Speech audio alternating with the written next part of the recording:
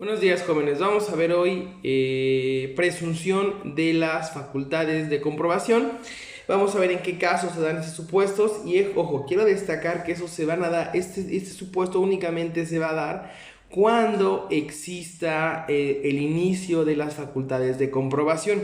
Es decir, que si la autoridad no puede, si la autoridad está iniciando algún tipo de facultad de comprobación, llamémosla vista domiciliaria, revisión de gabinete, o también puede ser la revisión electrónica, y el contribuyente no presente los datos o se establezca en en el supuesto que establece el artículo 55 que ahorita vamos a ver, podrá la autoridad iniciar un procedimiento presuntivo. Ahora, vamos a empezar a analizar qué se entiende por facultad de presunción.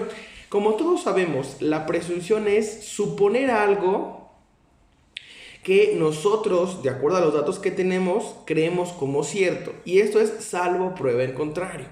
A diferencia que tenemos de la facultad presuntiva de las autoridades fiscales con la presunción que conocemos en los casos del procedimiento de otras materias, estas presunciones, si no son, o mejor dicho, no se consideran como ciertas del todo.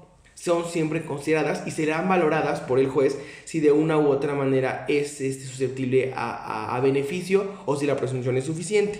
Para este caso, las presunciones de la autoridad en materia fiscal es una regla, prácticamente la realidad salvo prueba en contrario. Es decir, que si yo no pongo nada y no presento ninguna documentación en contra de esta situación, se entenderá que lo que presumió la autoridad es una realidad, ¿sale?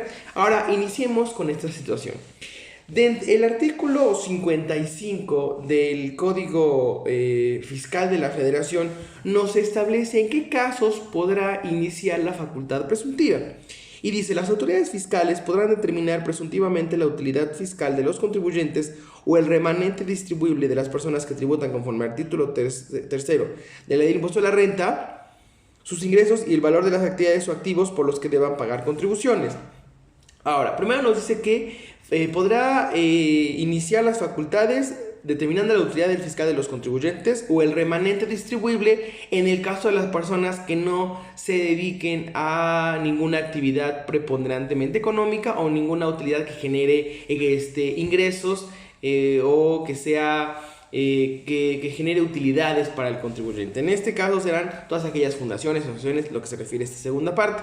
Pero por lo tanto entonces tenemos dos opciones para la autoridad.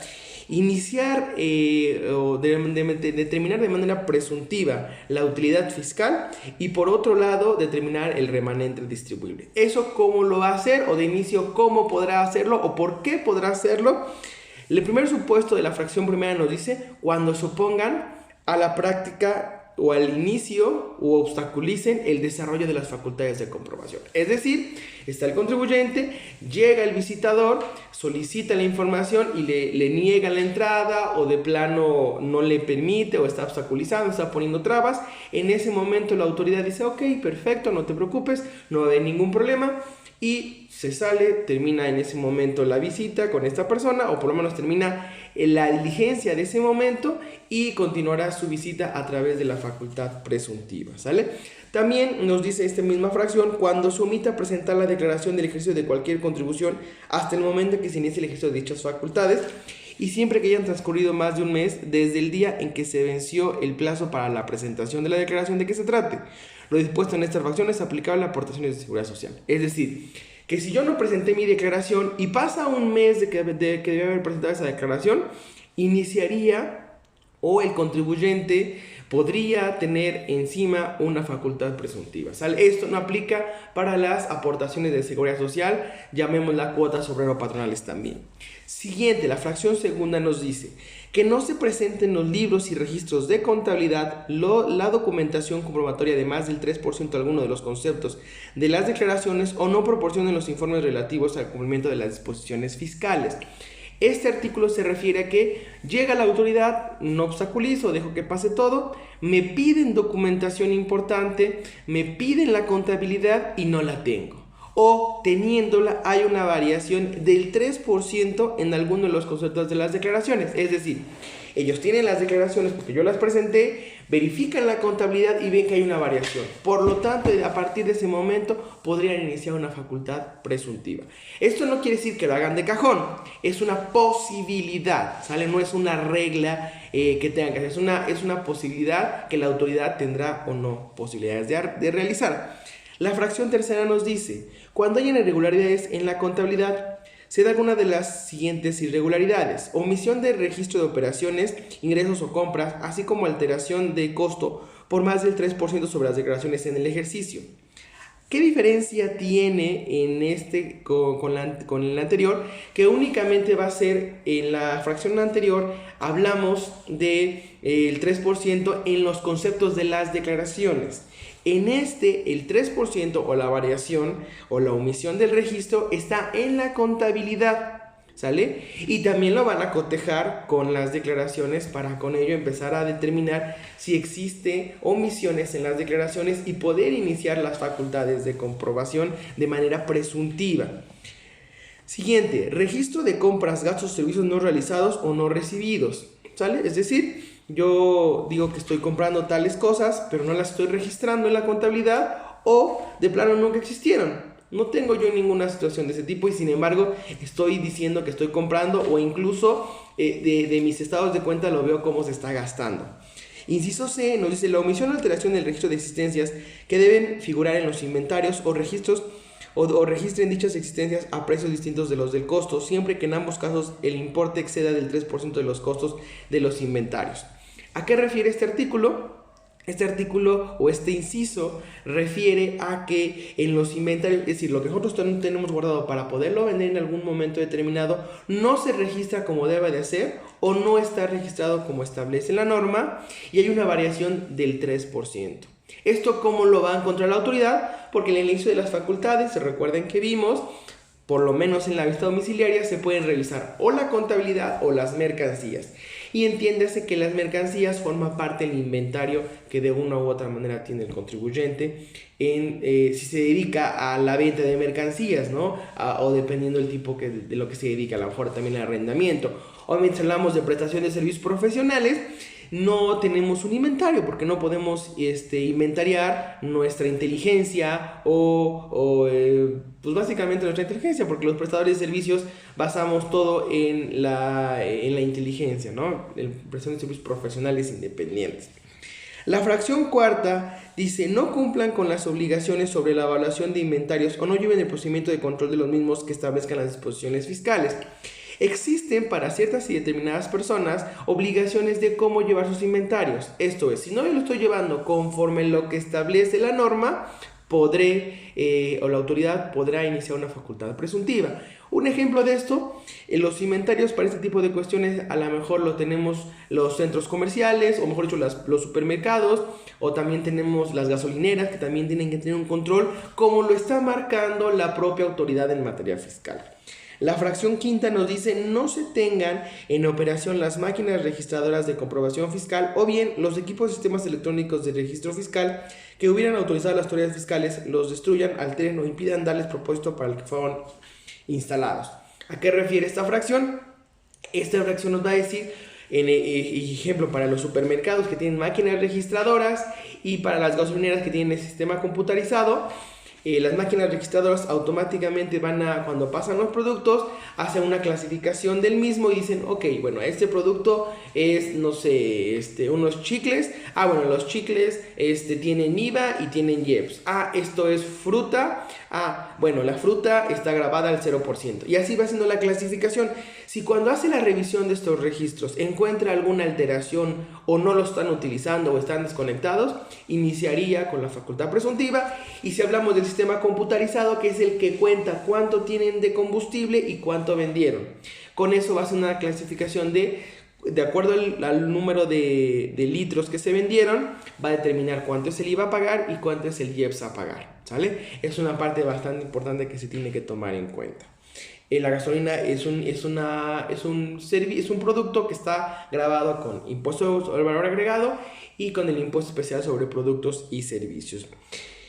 Y también la fracción sexta nos dice se adviertan otras irregularidades en su contabilidad que imposibiliten el conocimiento de sus operaciones. estoy revisando la contabilidad o el visitador está revisándola y encuentra alguna diferencia, alguna situación que no esté englobada en las fracciones anteriores y dice, ok, hay irregularidades, no me provoca situación de tranquilidad, iniciar una facultad presuntiva. Hasta aquí, esas son las razones por las cuales se puede dar una facultad presuntiva, ¿vale? Eso es muy importante tomar en cuenta. Ahora, ¿cómo lo va a hacer? Y el artículo 56 nos va a decir el procedimiento. ¿Qué datos va a utilizar? La fracción primera de ese artículo nos va a decir que utilizará los datos de la contabilidad del contribuyente. Es decir, lo que tenga, si tiene contabilidad, los puede utilizar. Ya no tomará en cuenta esa contabilidad, porque esa contabilidad de una u otra manera está viciada, si vemos de acuerdo a alguna de las fracciones. Pero los datos pueden servir. Si algo tenemos que los números no van a mentir, y si un contador con mucha experiencia y con todo el conocimiento del mundo, al momento de sentarse puede determinar y puede sacar de dónde derivan todos los ingresos. La fracción segunda dice, tomando como base los datos contenidos en las declaraciones del ejercicio correspondiente a cualquier contribución, sea del mismo ejercicio o de cualquier otro, con las modificaciones que en su caso hubieran tenido con motivo del ejercicio de las facultades de comprobación. Entonces, esta te dice, ok, no tienes la contabilidad, no te preocupes, veo tus declaraciones anteriores del ejercicio que yo mejor considere, ¿sale?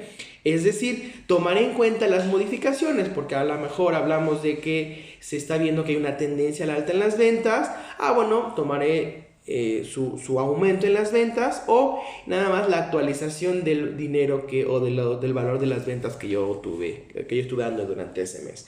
Entonces, en ese momento, pues podría complicar. ¿Qué pasa si en el ejercicio inmediato anterior fue un ejercicio bastante sustancial para la empresa y este ejercicio no lo fue? El ejercicio que estaba revisando no lo estaba haciendo o no lo fue y toman del ejercicio anterior y a lo mejor nos determinan una cantidad bastante alta de las contribuciones, ¿sale? La fracción tercera nos dice, a partir de la información que proporcionen terceros a solicitud de las autoridades fiscales cuando tengan relación de negocios con el contribuyente. ¿Esta qué nos va a referir? Un tercero que tiene algún tipo de operaciones conmigo, es decir, puede ser mi proveedor, puede ser mi cliente. Esas personas tienen algún tipo de operación conmigo y por lo tanto ellos pueden otorgar la información que tengan que ver conmigo. Es decir, a ver, proveedor, dice este sujeto que es tu proveedor, que eres su proveedor, a ver, pásame lo que le has vendido. Bueno, y a lo mejor ese proveedor tiene todo su control, le pasa todo y ve que te está vendiendo, no sé, te dedicas a vender computadoras y te está vendiendo 100 computadoras al mes. Y esas computadoras ya no se encuentran en inventario, por lo tanto la autoridad determinará presuntivamente que las vendiste, ¿sale? Quizá no pudo haber sido eso, quizá a lo mejor se perdieron, quizá a lo mejor se las robaron, pero como no están registradas debidamente en la contabilidad y no pasó todo el procedimiento, eso nos va a dar a entender que se podrá hacer de manera presuntiva. Siguiente es, con otra información obtenida por las autoridades fiscales en el ejercicio de sus facultades de comprobación. Es decir, aquí es una fracción bastante abierta en el sentido de que no sabemos cómo es que se obtuvo esa información. Dice, con otra información obtenida por las autoridades fiscales en el ejercicio de sus facultades. Quizá haya realizado las facultades a otra dependencia o a otra persona y obtuvo información. ¿Podría utilizarla? Sí, no hay una limitante en ese sentido, como podemos observar, dice con otra información. Entonces nos deja entender que cualquier información derivada del ejercicio de sus facultades podría utilizarla.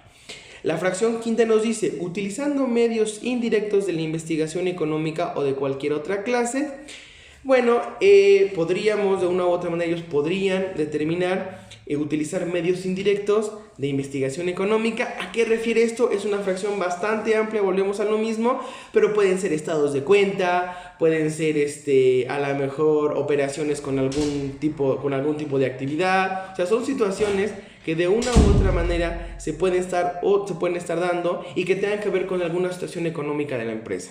Básicamente van a ser los estados de cuenta los que permitirán a la autoridad determinar presuntivamente los ingresos o la utilidad fiscal.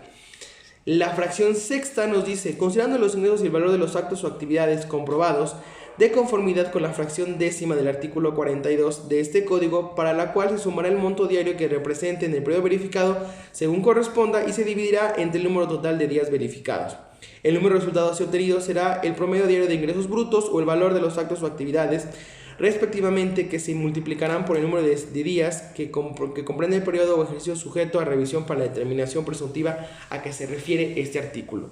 ¿Y a qué refiere esta fracción? Bueno, son las operaciones que esté realizando el contribuyente cuando verifican el monto, cuando verifican las actividades, el número de actividades realizadas o incluso la fecha que sea cierta. Cuando no existe ese tipo de situaciones, bueno, como está revisando en tiempo real las operaciones, sumará el número de operaciones que se llevó a cabo en un día, la dividirá por el periodo verificado, es decir, si fueron 7 días, vamos a decirlo, a lo mejor un día tuvo 5, otro día tuvo 10, otro día tuvo 3, sumará eso, lo dividirá entre el número de días verificados y luego lo multiplicará por el número de días que está verificando, por el periodo que verifica, es decir, o por el periodo que inició la facultad. Es decir, si inició revisando noviembre del 2017 y a lo mejor únicamente revisó 7 días, bueno, y eso hubo un promedio de 5 operaciones, lo multiplicará por el número de días que tiene en noviembre y así determinará de manera presuntiva el número de operaciones y por eso determinará el número de ingresos que tuvo la persona en el periodo que carece de información. ¿Sale? Ok. ¿Cómo se va a determinar de manera presuntiva? Una vez que ya tenemos los ingresos obtenidos, en el artículo 58 nos va a establecer qué porcentaje derivado de las actividades que está realizando el contribuyente se tomará como una utilidad. Y estos son datos ya perfectamente registrados que no van a variar, por lo menos en el ejercicio que se está realizando la verificación o la vista domiciliaria. Esa es una cosa muy importante que tienen que tomar en cuenta. No todos los ingresos serán tomados en cuenta como utilidad, sino va a depender de acuerdo a los ingresos o a la actividad que tenga cada persona.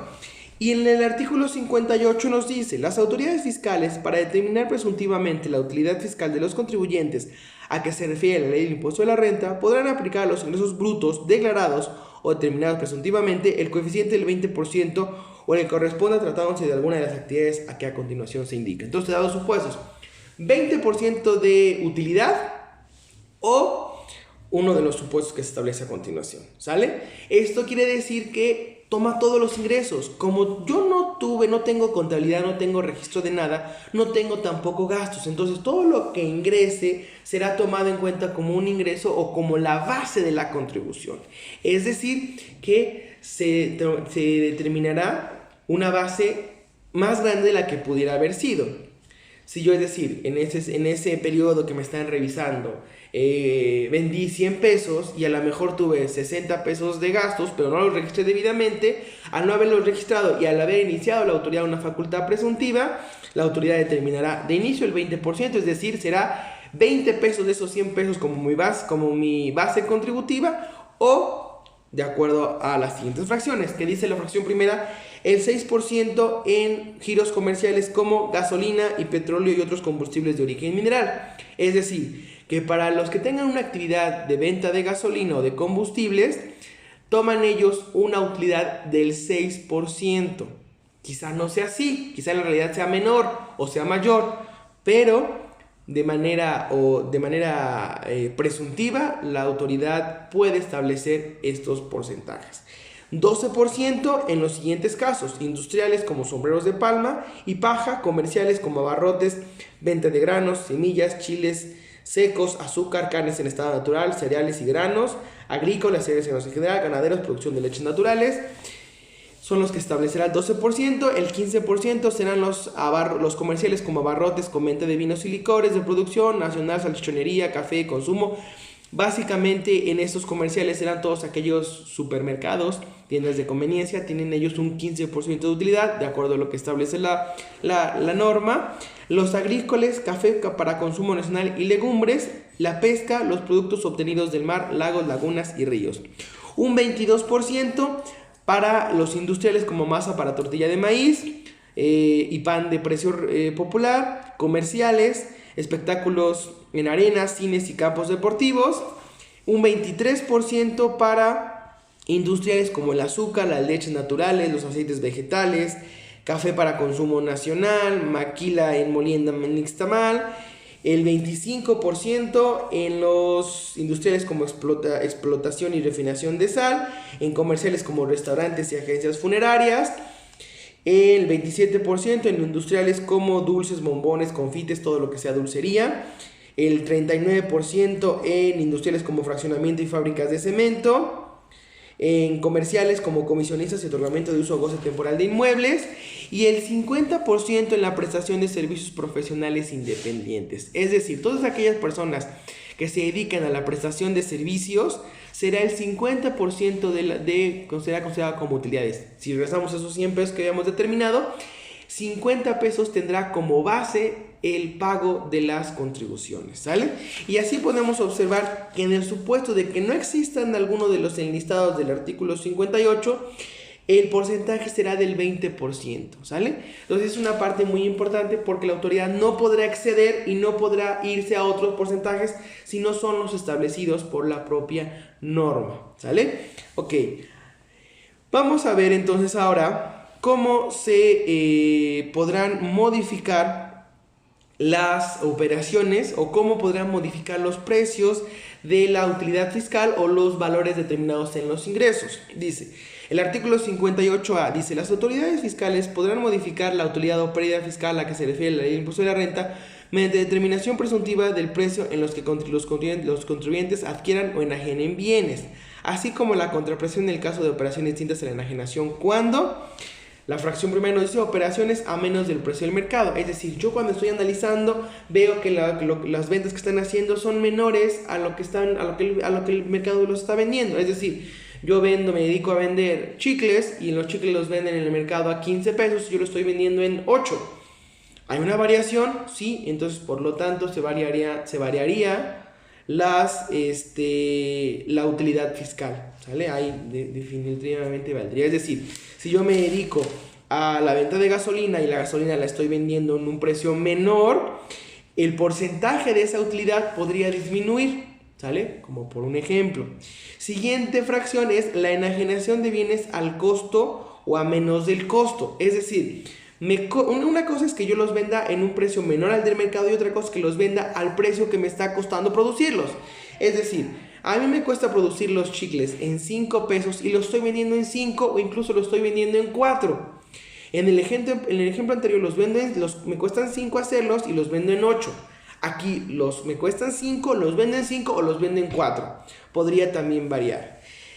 Cuando tenga que ver con operaciones de importación-exportación, porque va a depender los pagos en el extranjero de acuerdo al tipo de cambio y otros factores que de una u otra manera se van a estar determinando.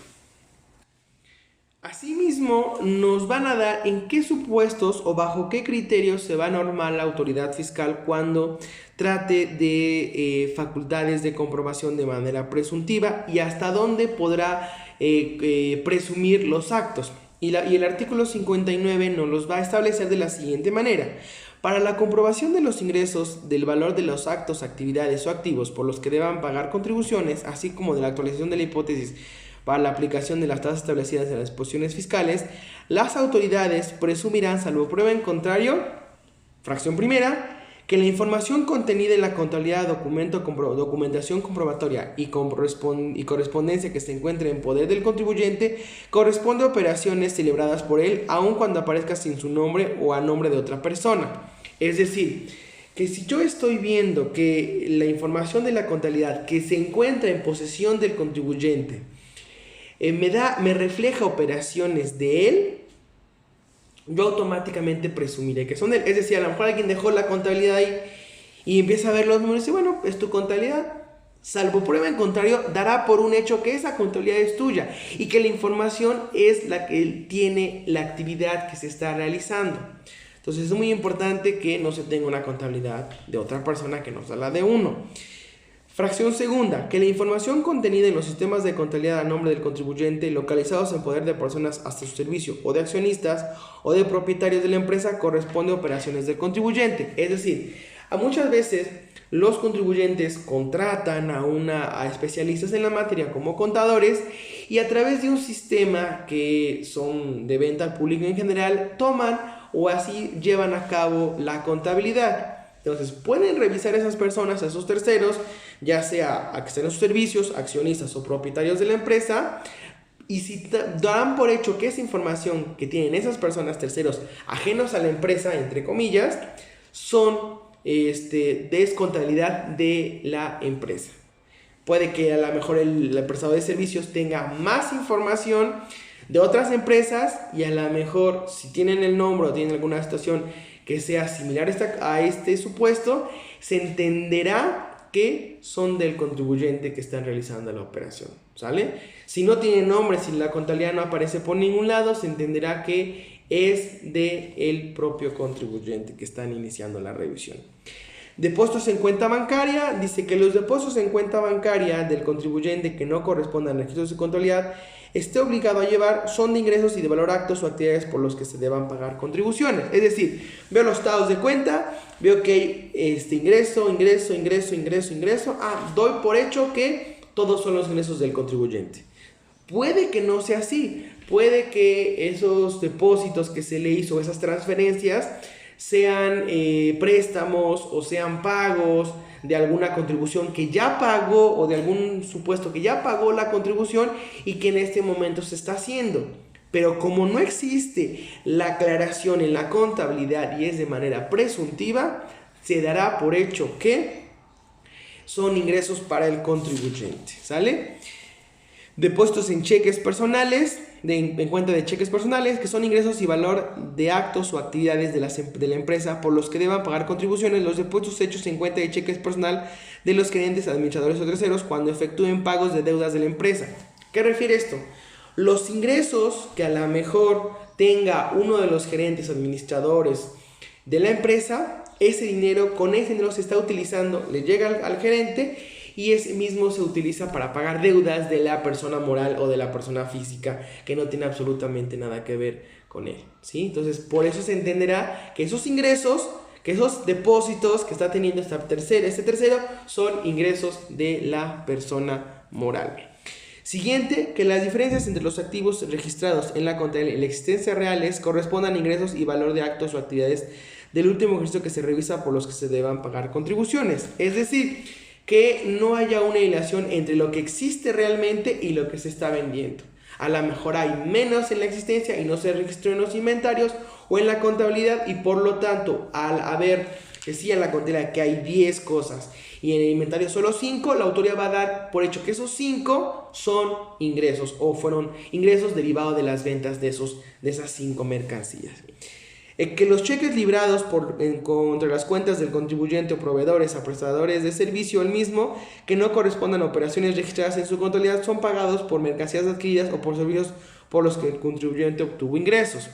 Es decir, que alguien expida cheques que pague las deudas del contribuyente aunque esos cheques estén a nombre de otra persona, es decir, que los haya girado alguien más, ¿sale? Yo estoy pagando lo que requiere la otra empresa, ¿sale? Yo a lo mejor soy su mayoritario y en vez no tiene dinero la empresa, pero yo sí tengo, le compro a la empresa los bienes, no los registro debidamente y se los doy, ¿vale?